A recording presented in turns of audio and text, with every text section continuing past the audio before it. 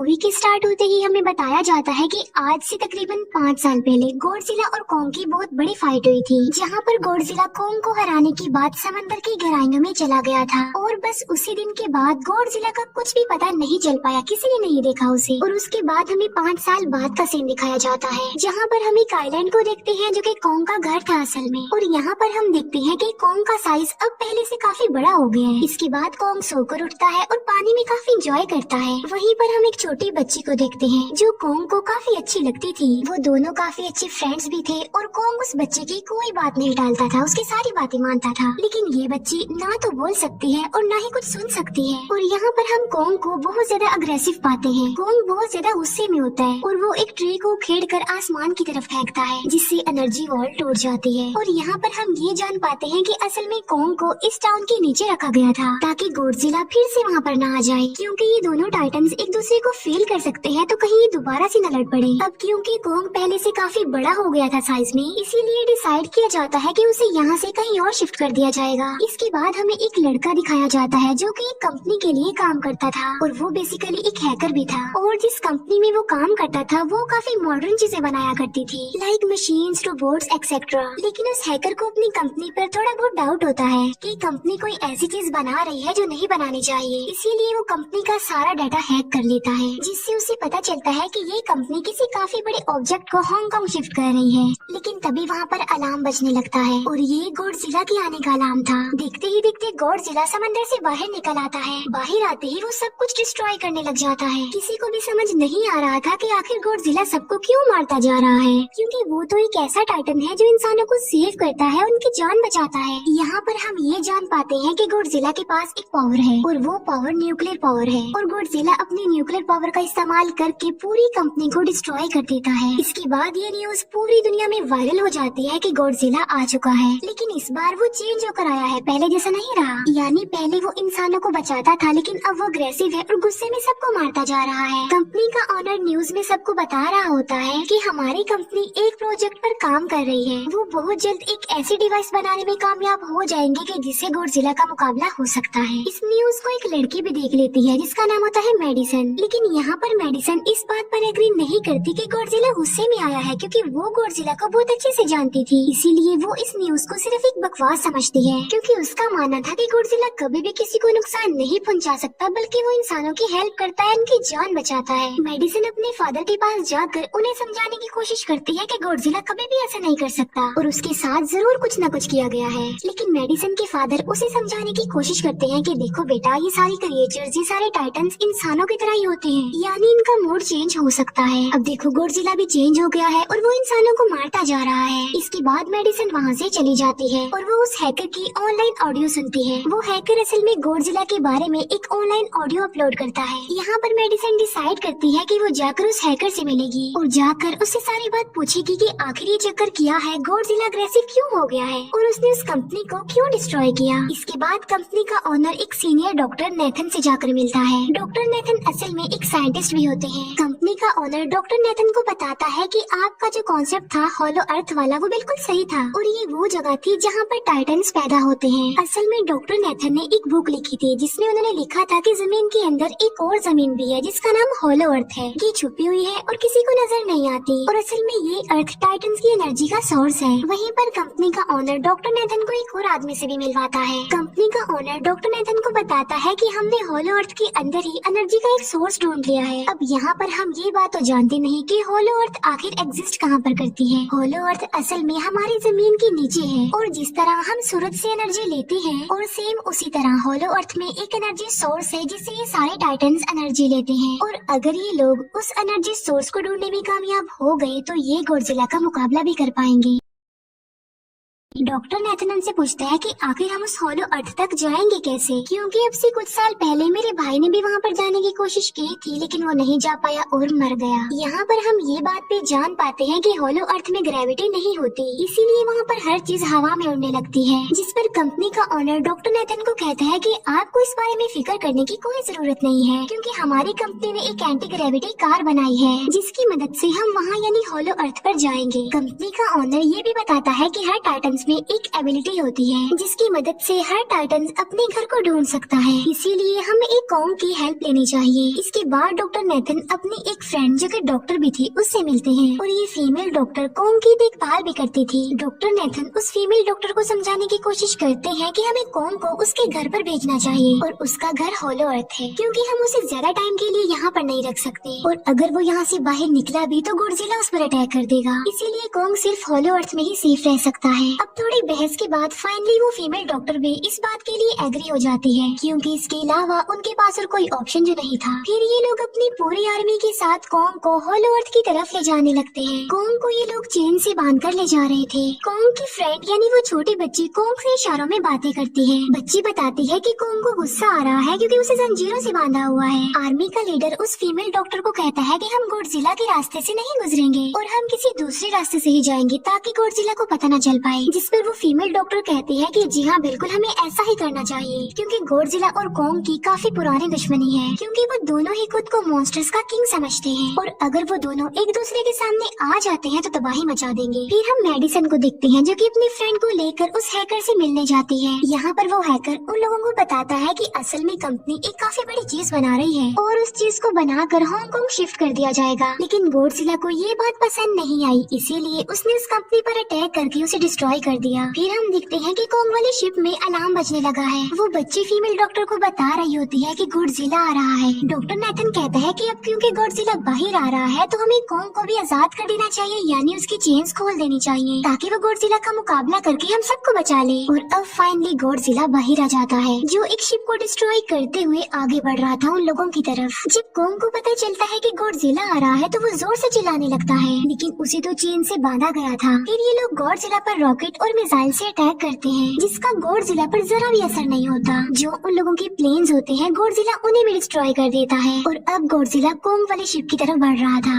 Godzilla उन लोगों के सारे शिप्स को डिस्ट्रॉय कर देता है और यहाँ पर गॉडजिला उनके शिप को पलट देता है जिससे कॉन्ग और बाकी लोग समंदर में डूबने लगते हैं। फिर वो लोग कॉन्ग की चेन्स को खोल देते हैं ताकि कॉन्ग गॉडजिला का मुकाबला करके उन सबको बचाए। फिर गॉडजिला और कॉन्ग की ग्रेट वॉर होती है जिससे कॉन्ग गॉडजिला को समंदर में काफी नीचे फेंक देता है। फिर वो पलटी हुई शिप को सीधा करता है ताकि सब लोगों की जान बच सके, लेकिन गॉडजिला एक बार फिर से उठता है और वो उस शिप की तरफ जा रहा था जिसमें वो बच्ची थी और यहाँ पर कॉन्ग एक शिप से दूसरी शिप पर जंप करके फाइनली उस शिप तक पहुँच जाता है जहाँ पर गॉडजिला आ रहा था। यहाँ पर कॉन्ग गॉडजिला को एक जोरदार पंच मारता है। फाइट बैक करते हुए गॉडजिला भी कॉन्ग को मारता है जिससे कॉन्ग नीचे गिर जाता है। कॉन्ग एक बार उठकर फिर से गॉडजिला को मारता है और गॉडजिला जाकर समंदर में गिरता है। इस बात से गॉडजिला को काफी गुस्सा आ जाता है और यहाँ पर वो अपनी पावर यानी न्यूक्लियर पावर का इस्तेमाल करता है। ये देखकर कॉन्ग जल्दी से अपनी जान बचाने के लिए पानी में कूद जाता है। गॉडजिला की जो न्यूक्लियर पावर की लाइट होती है वो हर जगह फैल जाती है। सब लोग उसे देखकर काफी हैरान रह जाते हैं और यहाँ पर हमें अंदाजा हो जाता है कि गॉडजिला कितना ज्यादा पावरफुल है। फिर समंदर के अंदर ही उन दोनों के बीच फाइट होने लगती है। गॉडजिला तो पानी में सांस ले सकता था, लेकिन कॉन्ग जो कि इंसानों की तरह था वो पानी में सांस नहीं ले सकता था, इसीलिए कॉन्ग हारता हुआ नजर आ रहा था।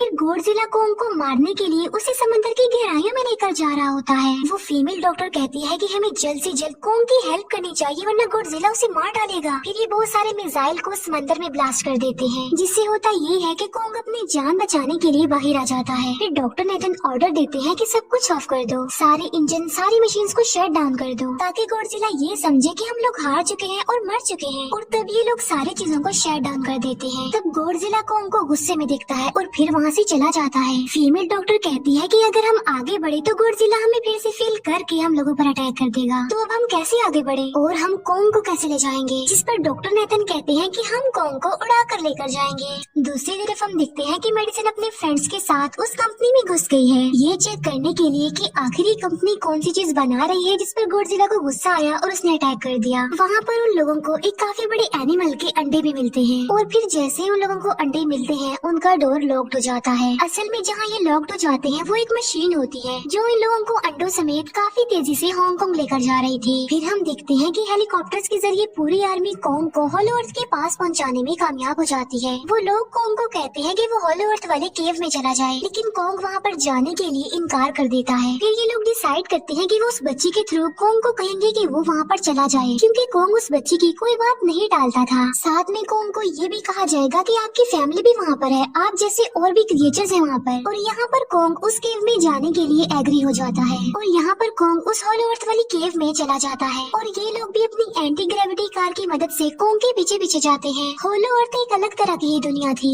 अब क्योंकि उन लोगों के पास एंटी ग्रेविटी कार्स थी इसीलिए उनकी जान बच जाती है। और होलो अर्थ में अलग अलग तरह के मॉन्स्टर्स भी थे और तभी एक फ्लाइंग मॉन्स्टर उनकी एंटी ग्रेविटी कार पर अटैक कर देता है। वो मॉन्स्टर उस बच्ची पर भी अटैक करने वाला होता है लेकिन कोंग उस मॉन्स्टर को पकड़ लेता है और उसे मार डालता है और बाद में उस मॉन्स्टर का सर ही धड़ से अलग कर देता है। इसके बाद कोंग तेजी से आगे बढ़ने लगता है जबकि बाकी सब भी कोंग के पीछे पीछे जाते हैं। अब होलो अर्थ पर ग्रेविटी न होने की वजह से वहाँ के सारे पत्थर हवा में उड़ रहे होते हैं। मेडिसिन और उसके फ्रेंड्स हांगकांग पहुँच जाते हैं और यहाँ पर उन लोगों को उस कंपनी के सीक्रेट वेपन के बारे में पता चल जाता है। गॉडजिला को मारने के लिए इस कंपनी ने एक और गॉडजिला बनाया है और इस नए गॉडजिला का नाम होता है मेगा गॉडजिला। और इस मेगा गॉडजिला को कंट्रोल करने वाला वो आदमी होता है जिसे उस कंपनी के ऑनर ने डॉक्टर नेथन से मिलवाया था। मेगा गॉडजिला की पावर्स को चेक करने के लिए वहाँ पर एक स्कल क्रॉलर को छोड़ दिया जाता है। मेगा गॉडजिला यहाँ पर अपनी पावर्स का इस्तेमाल करके स्कल क्रॉलर को मार डालता है लेकिन यहाँ पर एक गड़बड़ हो जाती है और वो ये कि उन्हें मेगा गॉडजिला को चलाने के लिए और ज्यादा पावर चाहिए थी और वो पावर सिर्फ और सिर्फ होलो अर्थ में थी। और यही वजह थी कि कंपनी का ऑनर उस एनर्जी सोर्स उस पावर को ढूंढ रहा था ताकि वो मेगा गॉडजिला को दोबारा से जिंदा कर सके। इसके बाद हम देखते हैं कि मेगा गॉडजिला एक्टिवेट हो गया है। मेगा गॉडजिला के जिंदा होते ही गॉडजिला उसे फील कर लेता है और इसीलिए वो हांगकांग जहाँ पर वो मेगा गॉडजिला था उसी तरफ बढ़ने लगता है। होलो अर्थ दिखने में काफी खूबसूरत थी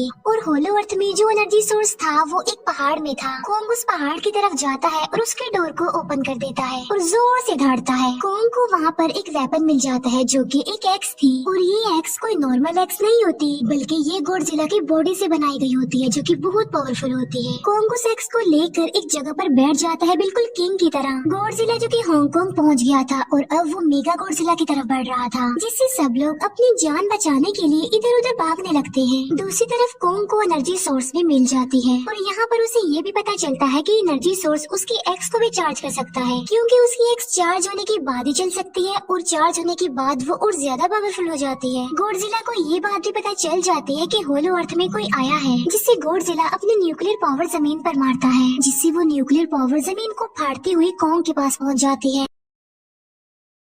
कंपनी की एक फीमेल ऑनर उन लोगों के साथ ट्रेक करती है। वो इस एनर्जी का थोड़ा सा सैंपल अपनी कंपनी के पास भेज देती है ताकि वो लोग मेगा गॉडजिला को एक्टिवेट कर दें। हालांकि फीमेल डॉक्टर उसे ऐसा करने से मना करती है लेकिन वो उसकी एक नहीं सुनती और जब उस लड़की को रियलाइज होता है कि यहाँ पर गॉडजिला भी आने वाला है तो वो वहाँ से भागने लगती है लेकिन तभी कोंग उसकी कार को पकड़कर उसे डिस्ट्रॉय कर देता है। कोंग अपना एक्स लेकर गॉडजिला से लड़ने के लिए तैयार हो जाता है क्योंकि इस न्यूक्लियर पावर के जरिए गॉडजिला ने कोंग को लड़ने का इशारा दिया था। फिर कोंग वहाँ से भागते हुए हांगकांग हो जाता है। कोंग गॉडजिला पर अटैक करता है लेकिन बाय मिस्टेक उसकी वो एक्स एक बिल्डिंग में फंस जाती है और मौके का फायदा उठाकर गॉडजिला कोंग को नीचे गिरा देता है और यहाँ पर इन दोनों के बीच जबरदस्त फाइट होती है। गॉडजिला कई बार अपने न्यूक्लियर पावर का इस्तेमाल करके कोंग को मारने की कोशिश करता है लेकिन कोंग बहादुरी से मुकाबला करते हुए हर बार बच जाता है। फिर कोंग अपनी एक्स से गॉडजिला पर अटैक करके उसे इंजर्ड कर देता है जिससे गॉडजिला को गुस्सा आ जाता है और वो अपने न्यूक्लियर पावर का इस्तेमाल करके कोंग को दूर फेंकता है लेकिन कोंग अपनी एक्स की मदद से उस पावर को अपनी तरफ आने से रोक देता है। इन दोनों के बीच काफी देर तक फाइट चलती रहती है। अब क्योंकि गॉडजिला काफी ज्यादा पावरफुल था इसीलिए कोंग हारता हुआ नजर आ रहा था। गॉडजिला कोंग को इंजर्ड करके वहीं पर फेंक देता है और उसकी चेस्ट पर पैर रख के जोर से धाड़ने लगता है। उसे देखकर कोंग भी जोर से धाड़ने लगता है और तभी गॉडजिला कोंग को छोड़कर वहाँ से जाने लगता है। हम देखते हैं कि कंपनी के ऑनर को वो एनर्जी सोर्स मिल चुका था जिसके जरिए वो मेगा गॉडजिला को जगा दे। यहाँ पर हमें पता चलता है कि मेगा गॉडजिला से काफी पावरफुल है और उससे साइज में काफी बड़ा भी है लेकिन यहाँ पर मेगा गॉडजिला सब कुछ अपने कंट्रोल में कर लेता है। इसीलिए मेगा गॉडजिला सबसे पहले कंपनी के ऑनर को मारता है और बाद में उसके असिस्टेंट को भी मार डालता है। फिर मेगा गॉडजिला दीवार को फाड़ते हुए बाहर आ जाता है। गॉडजिला जब मेगा गॉडजिला को देखता है तो वो उसे लड़ने के लिए आगे बढ़ता है और उन दोनों के बीच काफी फाइट होती है। अब क्योंकि मेगा गॉडजिला काफी पावरफुल था इसीलिए गॉडजिला हारता हुआ नजर आ रहा था। मेगा गॉडजिला को